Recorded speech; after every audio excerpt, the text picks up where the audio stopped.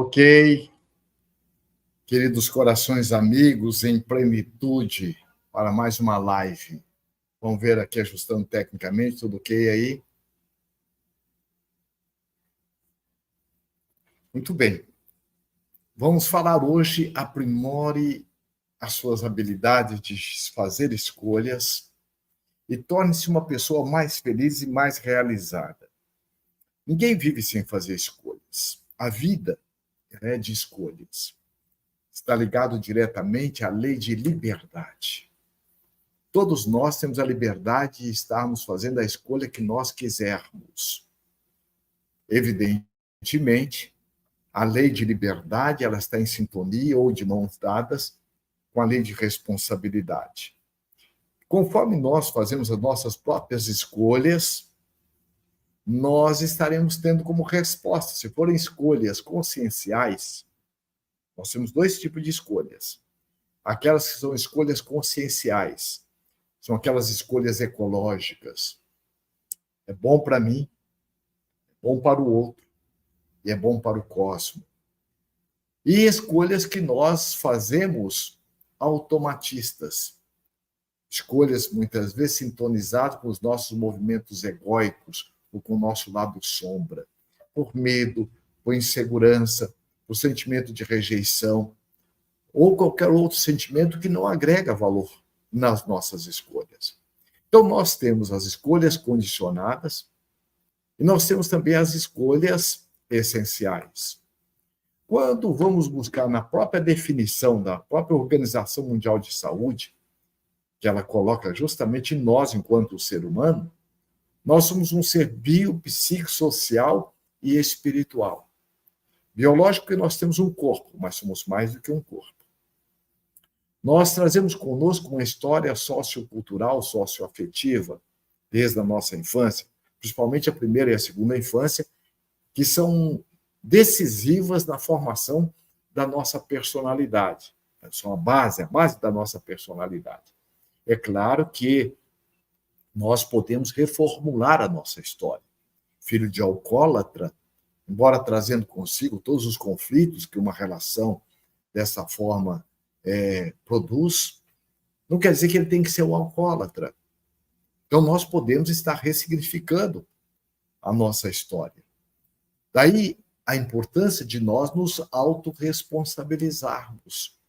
Não é ficar culpando o pai ou a mãe, a nossa origem, pelo que nós estamos hoje passando.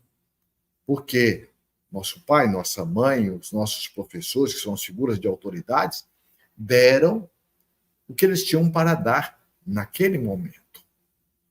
Agora, é importante que nós busquemos perceber essa nossa estrutura, o nosso mapa mental, conforme a própria neurolinguística coloca, para que nós possamos reformular.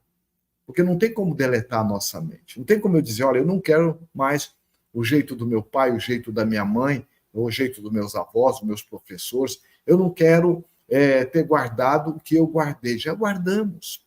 Aquela fala, não, você pode, você é capaz, você merece, nos leva a uma crença proativa, amorosa, positiva, ao encontro da nossa essencialidade. Não, você não é capaz, você não dá conta, não consegue.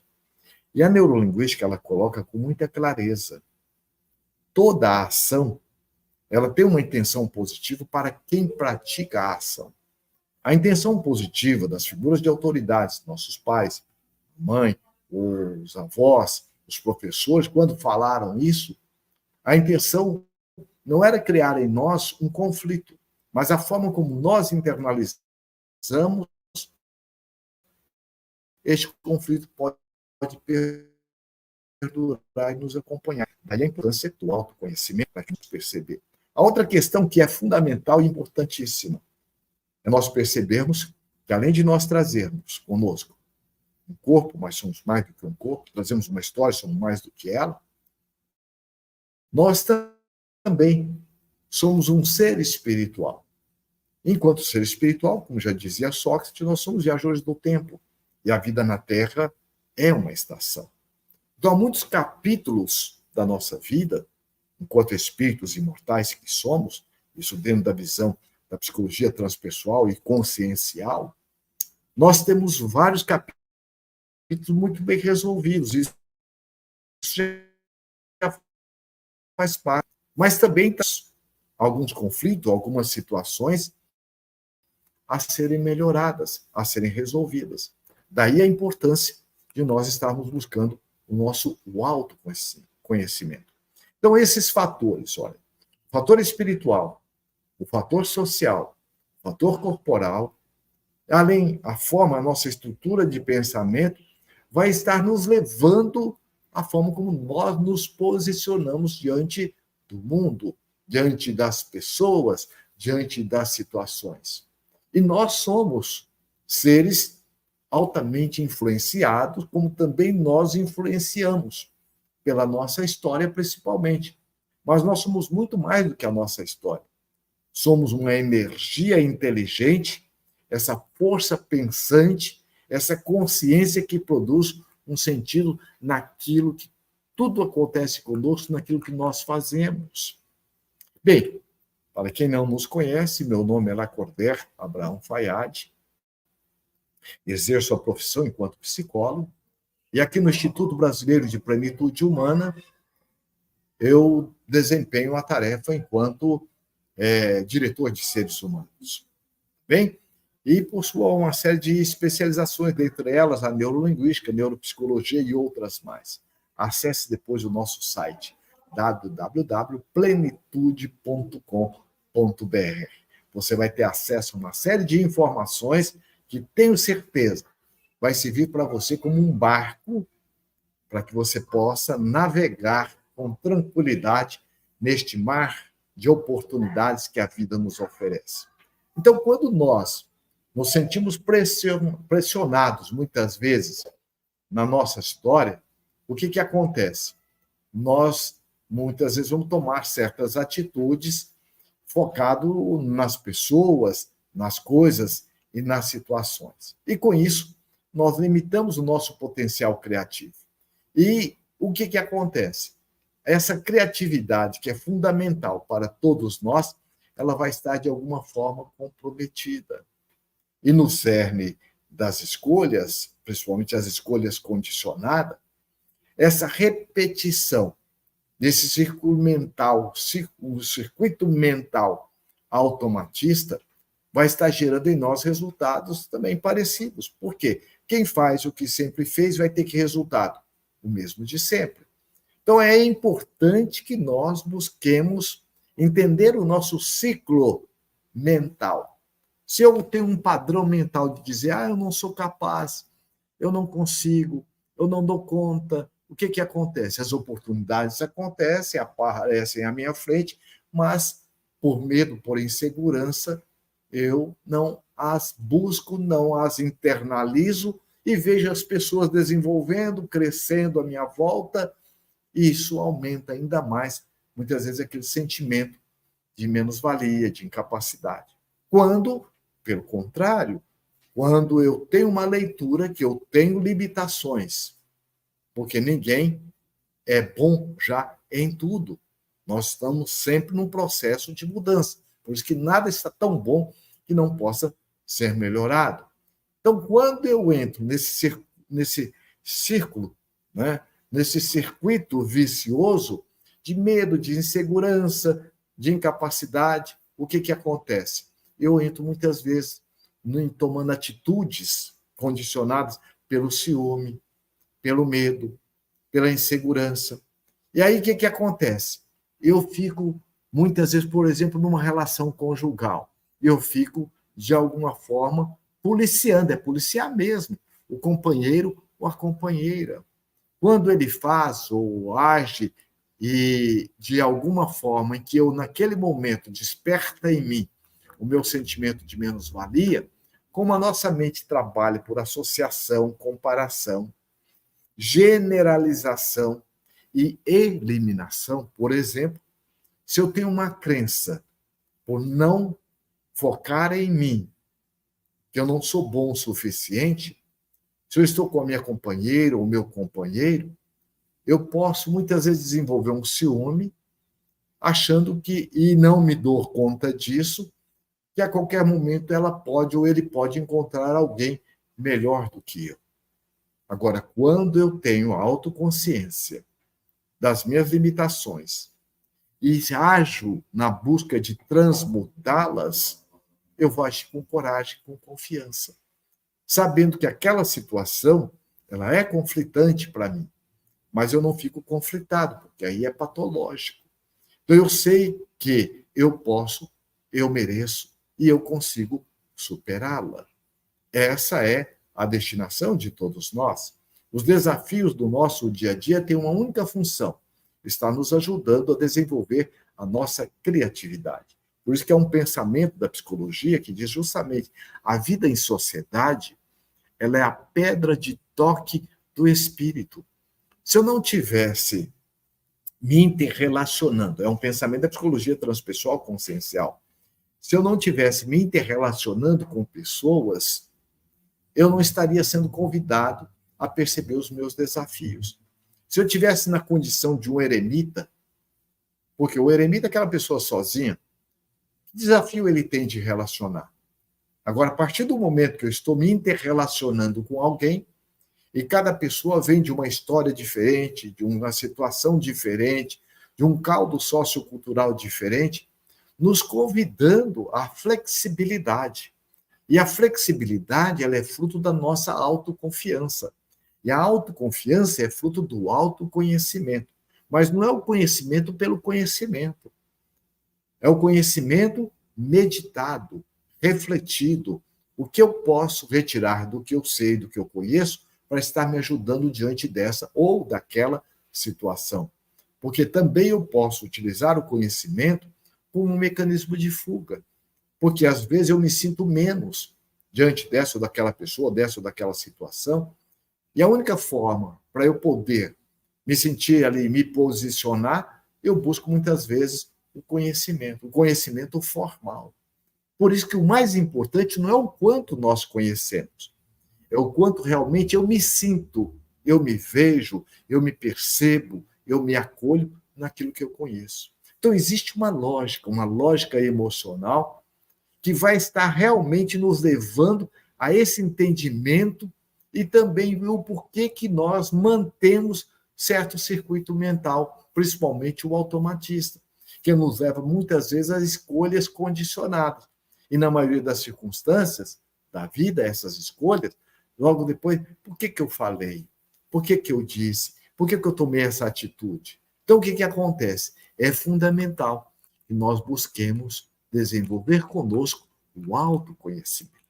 E o autoconhecimento, ele nos possibilita desenvolvermos conosco o autodomínio. O autodomínio, eu percebo que muitas vezes eu estou inseguro. E quando eu estou inseguro, eu vou estar vou buscar me equipar de tal forma, com conhecimentos, com recursos, para que eu possa agir conforme a vida está me convidando, de uma forma proativa, de uma forma assertiva, de uma forma resiliente, determinada. Porque o que é proatividade? A proatividade é uma palavra da moderna administração que significa, em síntese, a pessoa que sabe quem ela é. Primeiro, para quem? Para si mesmo. Porque aqueles de nós que temos dúvida e insegurança de quem realmente nós somos, qual o movimento que nós temos? De ficar na codependência da validação do outro, do olhar do outro, da opinião do outro. Mas quando nós temos conosco a proatividade, eu sei quem eu sou para mim, e sei também que eu sou nos meus diversos papéis. O papel de pai, o papel de mãe, o papel de professor, o meu papel no profissional. Então, aquela pessoa que ela age com essa confiança, a autoconfiança. E naquilo que ela percebe que ela deixa a desejar, ela não se acomoda. Porque ela tem dentro de si, no seu mapa mental, nada está tão bom que não possa ser melhorado. Portanto, na proatividade, além de você ter essa percepção de quem você é, a pessoa proativa ela também tem um projeto de vida centrado nela mesma. A própria neurolinguística nos coloca qualquer processo de mudança deve ser focado em você e no que você quer, naquilo que é o positivo. Eu não quero que a minha esposa brigue comigo. Estou querendo algo que é para ela, não brigar comigo. Eu quero me manter saudável, confiante, diante dos desafios que meu filho ou minha esposa, no meu trabalho, vier me apresentar. Então, o foco é em você e naquilo que é o que você realmente quer. Olha, eu não quero ficar nervoso ao telefone, como você está me vendo. Eu quero me manter cada vez mais calmo ao telefone, atendendo os meus clientes. Quando eu foco em mim e no que eu quero, eu estou agindo com proatividade. Mais ainda, a pessoa proativa, ela sabe onde ela está e onde ela quer chegar. Onde eu estou com os meus medos, com as minhas inseguranças, com as minhas crenças limitadoras. E como eu já me autoconheço, então, se eu estou trabalhando o meu autoconhecimento, eu busco no momento em que elas surgirem. Por quê? A cada momento emerge em nós uma situação nos convidando a desenvolver o ciclo positivo ou proativo, ou uma virtude correspondente na transmutação dos nossos sentimentos limitadores. Por exemplo, diante de uma situação de trabalho, ou conjugal, ou afetivo, dentro dessa percepção de escolhas conscienciais, eu já vou estar tomando uma atitude. O que é atitude? É diferente de quem tem comportamento. Comportamento é aquela pessoa que fica um comportamento repetitivo. Por exemplo, eu sempre dou um exemplo, eu tenho uma goteira em casa. E eu ponho o balde, encho o balde, eu jogo fora, encho o balde, eu jogo fora. Isso é o quê? Atitude ou comportamento? Isso é comportamento. A atitude é eu ir lá arrumar o telhado, realmente arrumar a goteira. E às vezes nós ficamos numa subqualidade de vida, seja ela qual for, em tomando comportamento, tendo comportamento, fazendo escolhas automatistas, por medo, por insegurança. Olha, ruim com ele, pior sem ele, ruim com ela, pior sem ela. Estou ganhando pouco, mas todo mês vem esse salário. Então é muito importante nós termos essa leitura e essa percepção. O que é realmente atitude? Atitude, eu tenho uma leitura da situação limitante, eu já tenho um padrão de não estar culpabilizando nem o pai, nem a mãe, nem ninguém, por quê? É um dos postulados da psicologia, nunca colocar no outro, ou nas situações, a responsabilidade pelo que nós sentimos, ou pelo que nós pensamos. Por quê? O outro não tem poder de criar nada em nós. Desperta o que há em nós. O que na neurolinguística nós chamamos é os estímulos externos despertando o nosso mapa interno. É um perfume, é uma música, é uma paisagem. Então, se eu tenho um padrão de ciúme, estou diante de um ente querido, é a esposa ou o esposo, o jeito dele olhar, eu já acho que ele está olhando para alguém. Diante daquela pessoa, eu fico vigiando o seu celular. Então, eu fico fazendo escolhas que realmente não estão agregando valor. Então, a importância que tem da autoconfiança. E essas escolhas, que são escolhas condicionadas, dentro desse circuito mental automatista, elas são de 4 perspectivas gerais. Uma, a culpa. A outra, o medo. E a outra, muitas vezes, está voltada para a sensualidade ou sensualismo. Sensualidade não quer dizer ligada a questões sexuais somente. Né? Eu posso estar também ligado à questão, por isso que tudo aquilo que atende os nossos sentidos. E a outra é a raiva. Por exemplo, a psicologia coloca com muita clareza as nossas compulsões na área da gula, da bebida, da droga, do sexo desvairado, as compulsões por redes sociais, estão ligadas a alguma coisa que eu estou em carência de mim mesmo, mas que eu não estou me ofertando amorosamente. Então, daí a importância de eu estar buscando perceber as escolhas condicionadas. Por exemplo, por culpa. Diante de uma situação que eu, muitas vezes, por exemplo, aquele pai ou aquela mãe que viajou e tem um sentimento que está roubando do tempo do filho ou da filha e assim por diante. Quando chega, o que acontece? Busca compensar. Então, quando nós tomamos atitudes condicionadas pela culpa, na maioria das vezes, nós temos um movimento interno de querer compensar o outro. E aí eu me torno muitas vezes permissivo.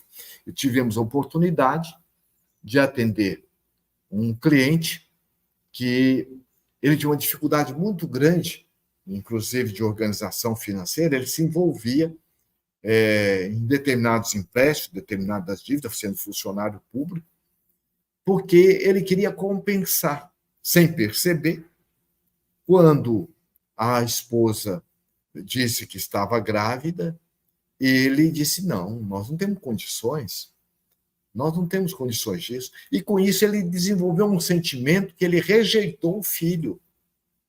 E esse filho era o único filho que realmente ele tentava, de alguma forma, compensá-lo financeiramente. E aí a criança, ela percebe, porque toda a relação ela é uma via de mão dupla. E ela começa agora a fazer uma calibragem, que a gente chama na neurolinguística, de saber como que o pai funcionava. Então, ele era aquele que não deslanchava profissionalmente. Ele, inclusive, dizia, olha, se eu não ajudo o meu filho, inclusive pagando a escola, até o plano de saúde e tal, ele não se dá bem. É uma pessoa que ele é muito inteligente, mas ele não deslancha. E foi justamente quando ele veio buscar a terapia, ele foi perceber que ele tinha todo um movimento compensatório com este filho, porque ele tinha, no fundo, um sentimento que ele havia o rejeitado. E muitas vezes o que nós confundimos? A pessoa com a atitude, ou a situação com a pessoa, quando nós o perguntamos. Você era rejeitando o seu filho ou aquela situação? Eu disse, cara, eu nunca pensei desse jeito. Então pensa. E quando nós mergulhamos, olha a importância do autoconhecimento, naquela crença limitadora que nos alimenta a culpa, veja, qual que era a intenção positiva dele? Justamente está ajudando o filho a sair daquela situação. Outra situação por medo.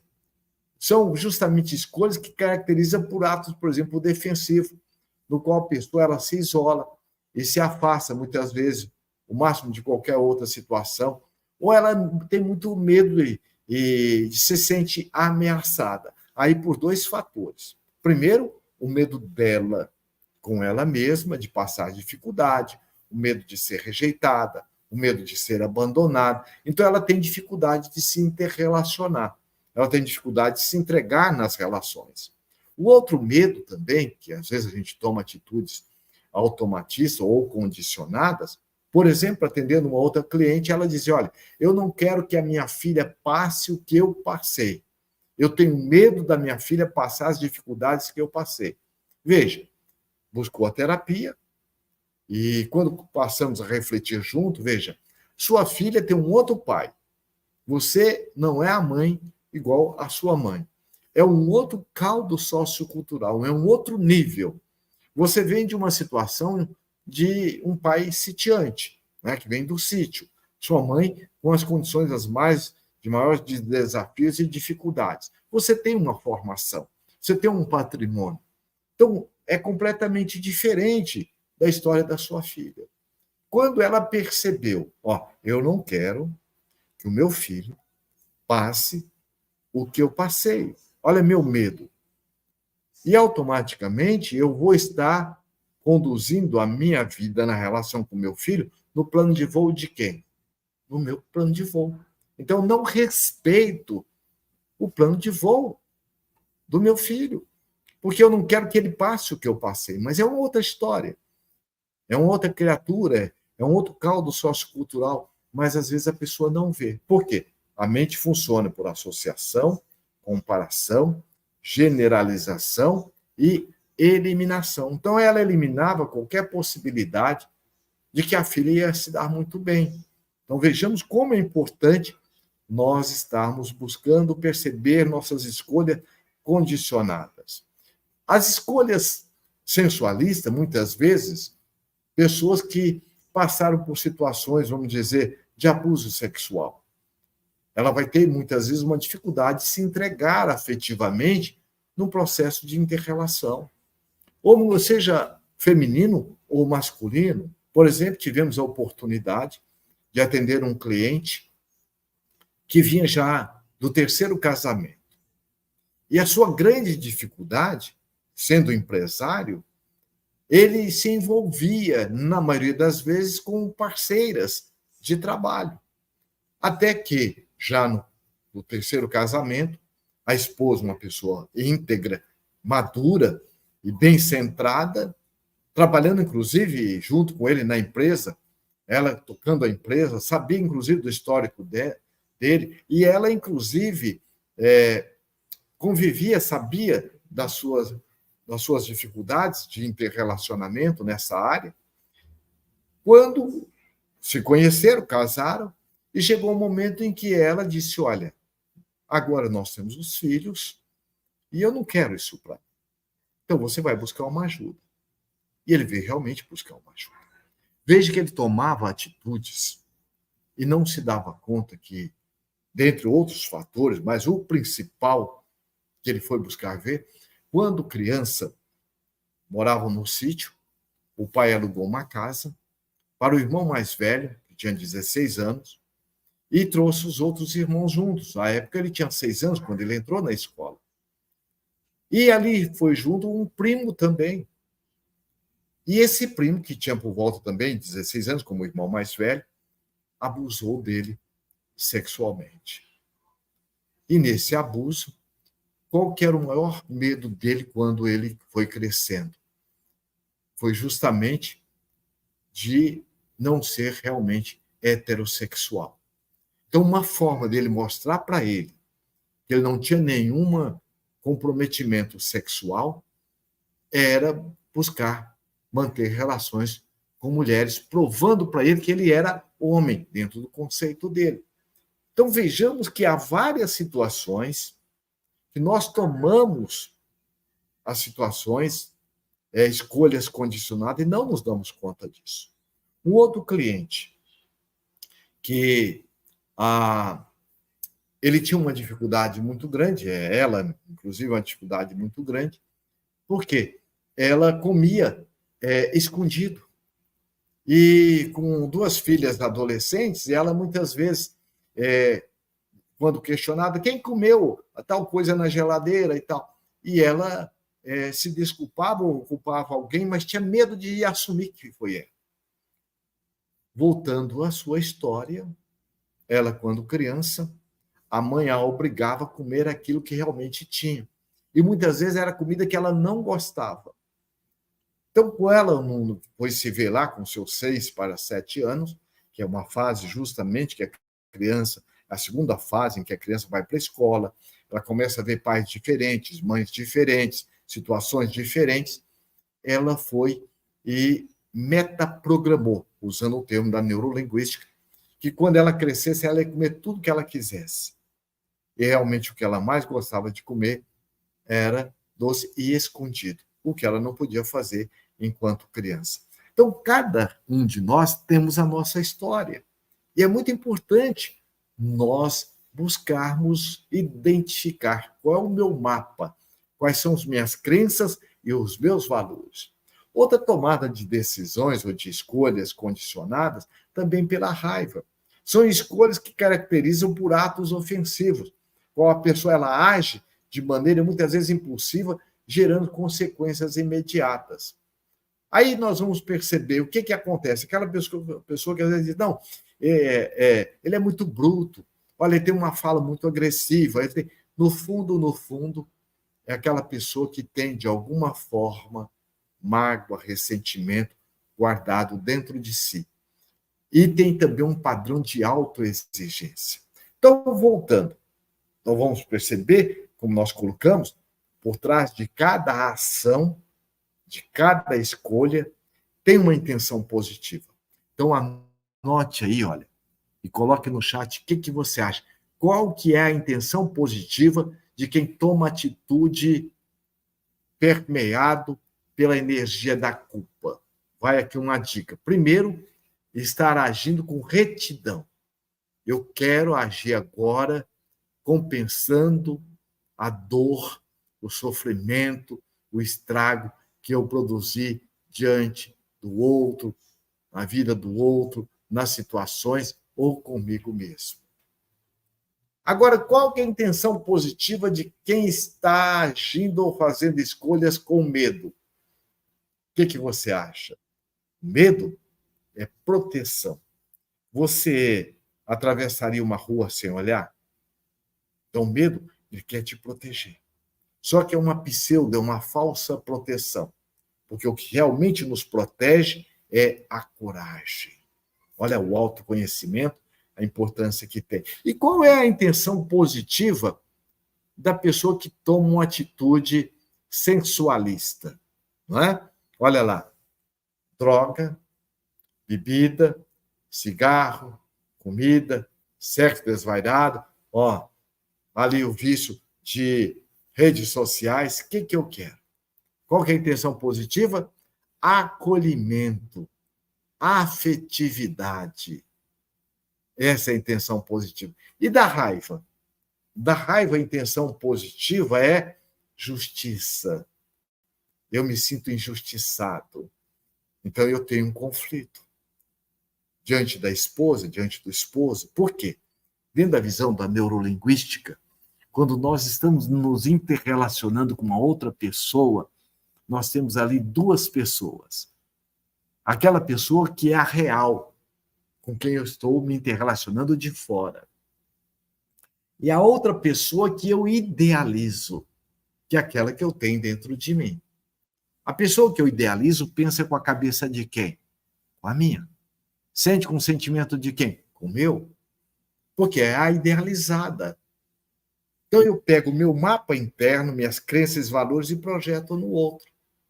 Então, conforme eu estou me interrelacionando com uma outra pessoa, quantas pessoas tem numa relação quando é marido e mulher? 4. E se chegar a sogra, desgringola mais ainda. Não é?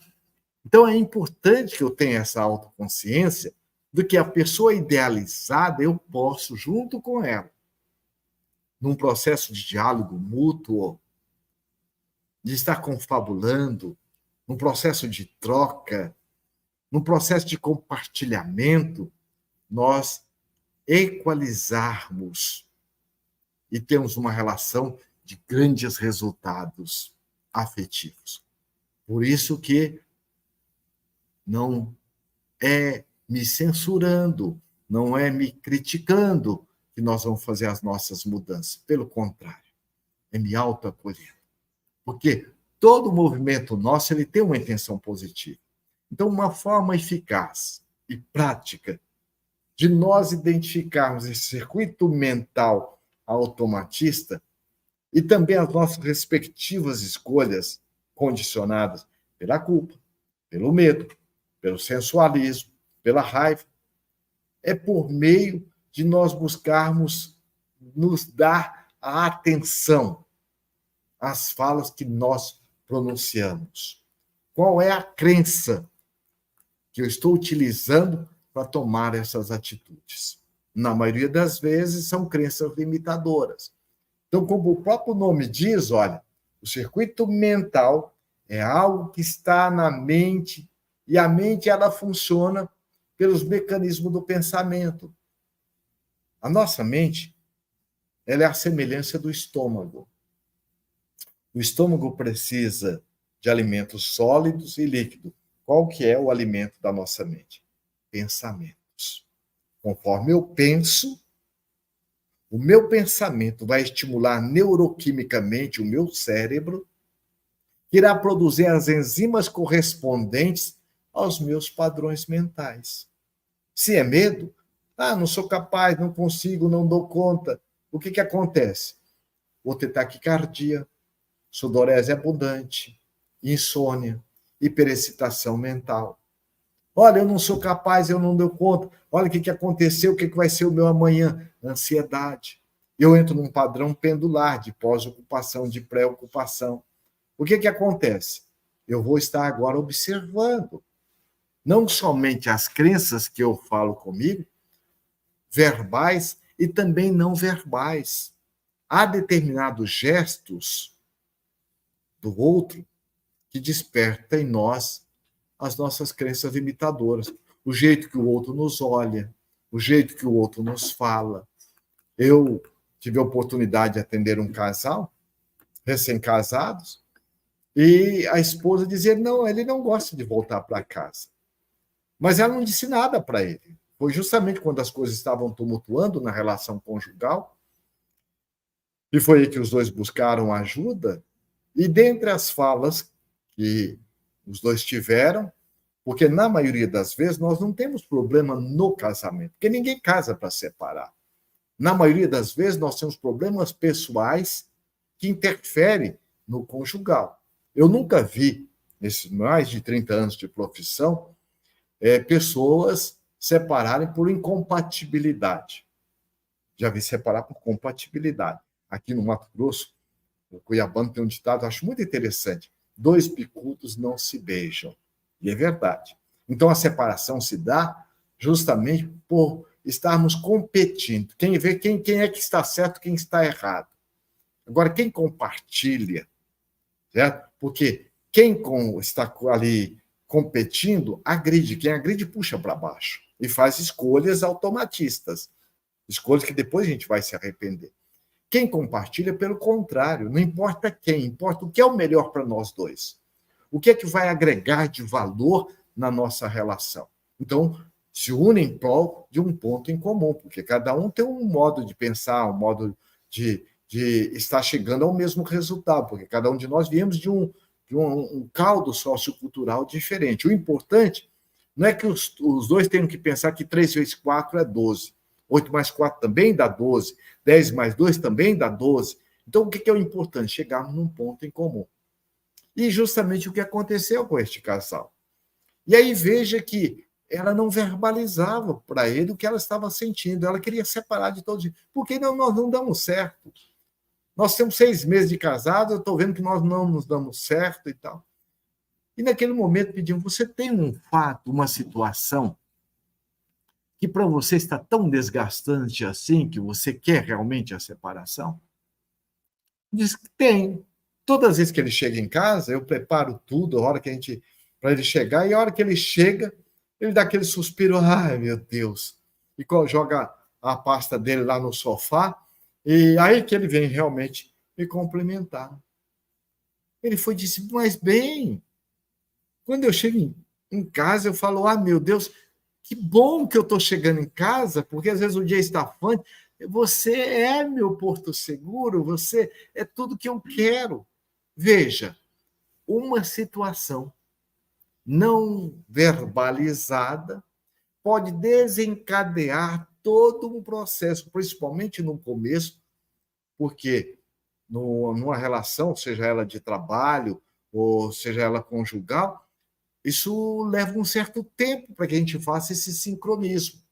Então, veja, um dos fatores era justamente esse, que para ele era insignificante, ele nem percebia, era o hábito que ele tinha. Mas para ela aquilo machucava profundamente, porque remetia justamente à história dela, olha aí, ó, do pai que reclamava muito quando chegava em casa, porque era o tumulto, ele estava já cheio de problema no trabalho, ainda chegava em casa. Veja que mesmo que eu não queira, nós levamos para as nossas relações diárias a nossa história. Então vejamos a importância que tem de nós buscarmos ver as expressões verbais e não verbais. O que são realmente as expressões verbais? São aquelas mais especificamente que oferecem condições de compreender o que se passa na nossa mente.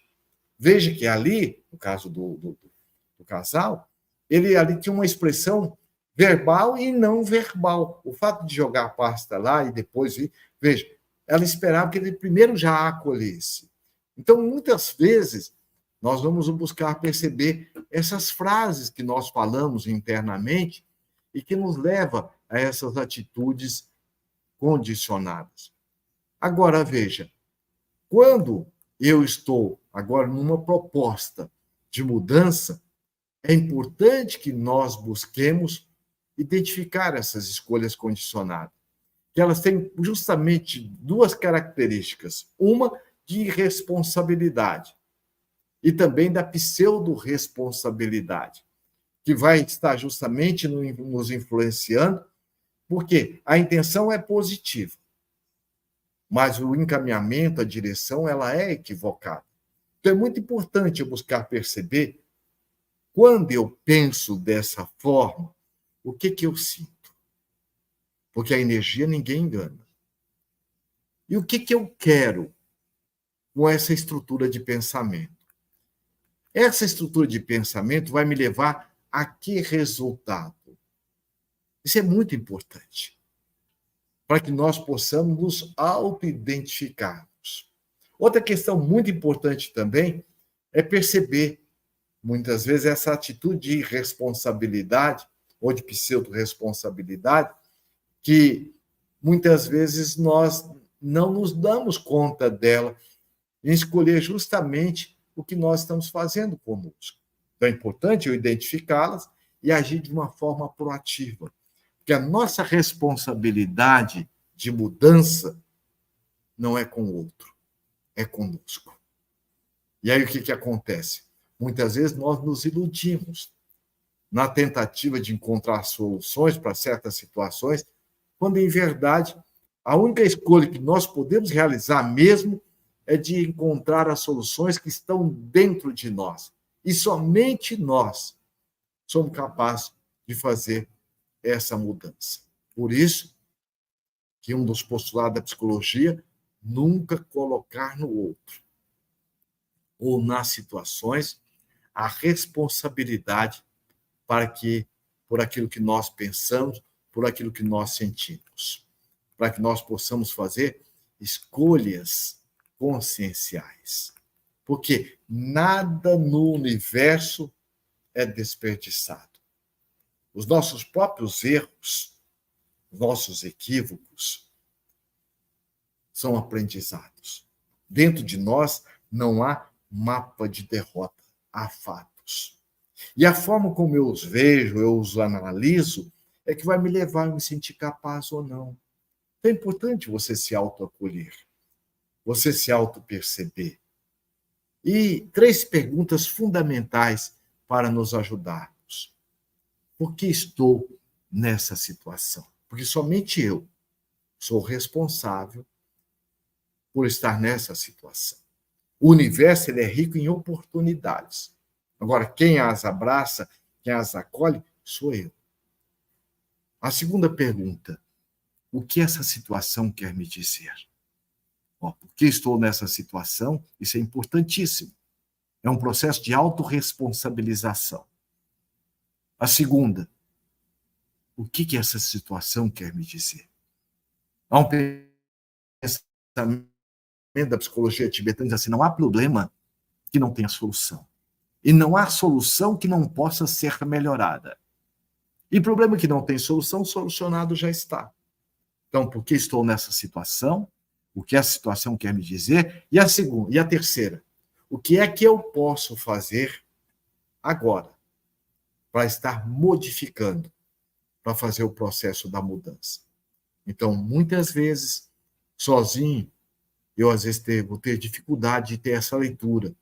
Daí é um processo de autorresponsabilidade, de autoacolhimento, de autoamor, eu buscar uma ajuda, buscar uma terapia. Busca um profissional que possa lhe ajudar, porque a função do psicólogo, ele não vai resolver o seu problema, mas ele vai lhe ajudar junto, pensando junto, para que você se perceba.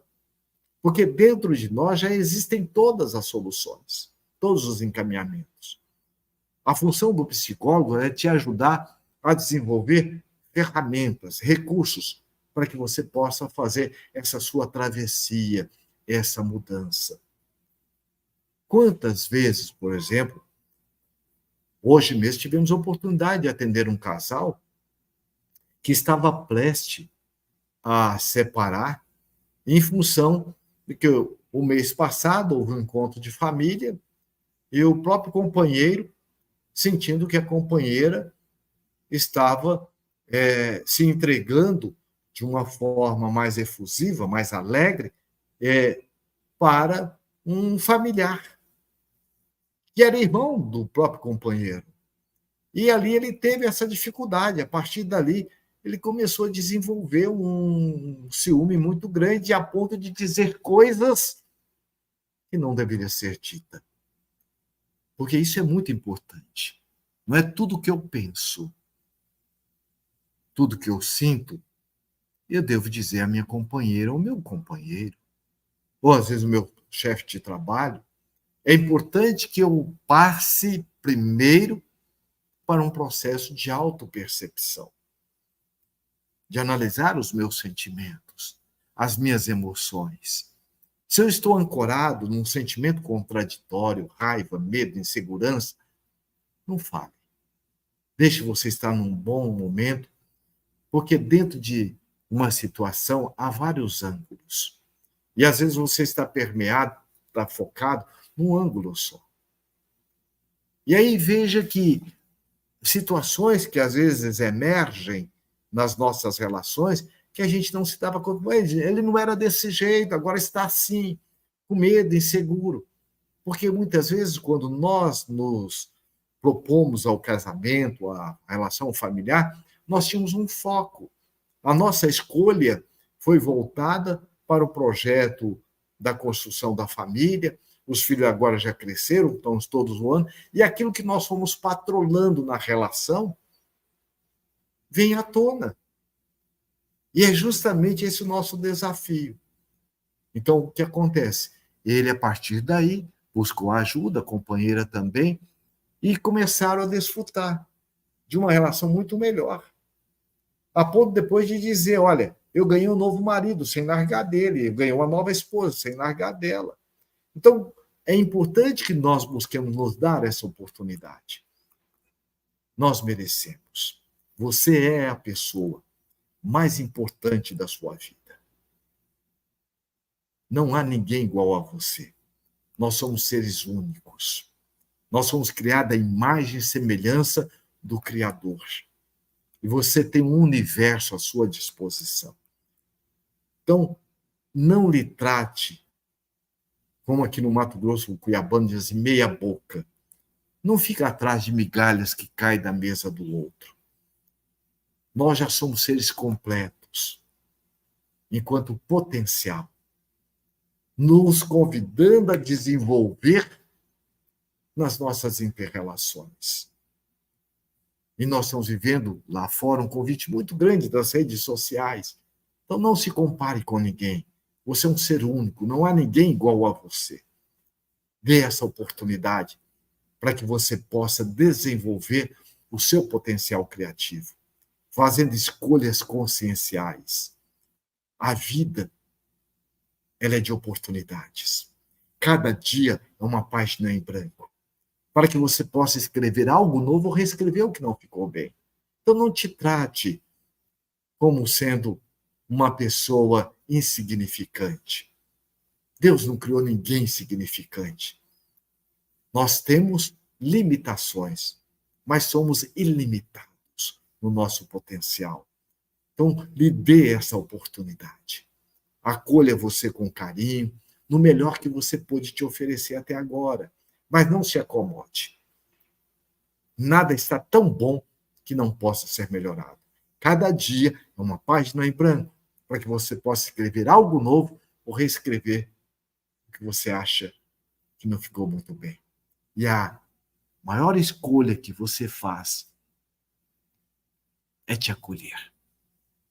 É com você que você vai estar andando pela eternidade. Tá bem? Aqui ficamos com a nossa live. Acesse a nossa página www.plenitude.com.br. Tá bem? E seja sócio do nosso clube Plenitude.